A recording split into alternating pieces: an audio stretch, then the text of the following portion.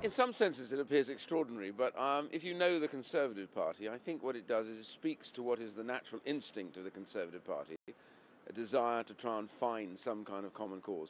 And I think this process of discussions with, as you say, people on the Leave side like Jacob Rees-Mogg and Steve Baker and others like Nicky Morgan, etc., on the Remain side, recognising some absolutes. We're leaving. We're down to leave on the 29th of March. We want to make the process as good as possible, i.e. get an agreement, so give that bit of it. Failing the fact the EU might not want to make that withdrawal agreement, that manage the process of leaving towards a free trade deal or WTO in a managed way, no cliff edges, give security to business, let them know there's not going to be a sudden shock or a sudden change, all that.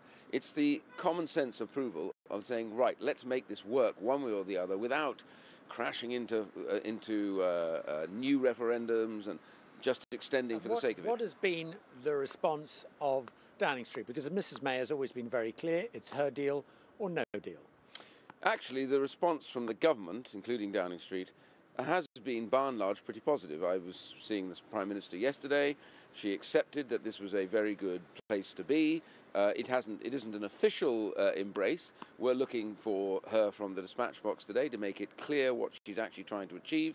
But I think what was really interesting for me last night, there is a Conservative WhatsApp group in which pretty much most of the Conservative Party of all views on this are on. It exploded last night with a desire to come together. And I think this is the main bit for the government to take away. Ordinary backbenchers said, we can compromise around this agreement. We are happy to do it on all sides. I think this is the biggest signal.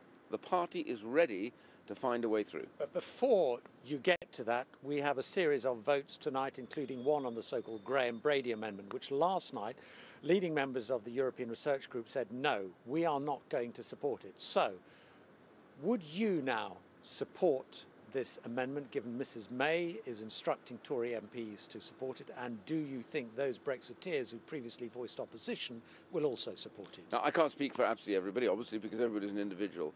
I think the view is really essentially this, that right now that amendment, as it stands, is somewhat vague, and it's about binding in. The key thing is, how clear is the Prime Minister going to be at the dispatch box today when she speaks? It all hangs now on what she says. There is a mood to want to compromise. There is a mood to want to support. So if the Prime Minister is clear about the legally binding change that's necessary, her desire to get this through come what may, her recognition that this process that Nicky Morgan and the others have been engaged in does set the framework for how we can come together. If that is all positive and strong, I think you'll find the party across the board will say, OK, let's get behind this and give her a fair win. But it is important that she now needs to lead this process. Otherwise, people are left to interpret this themselves. She needs to interpret it clearly.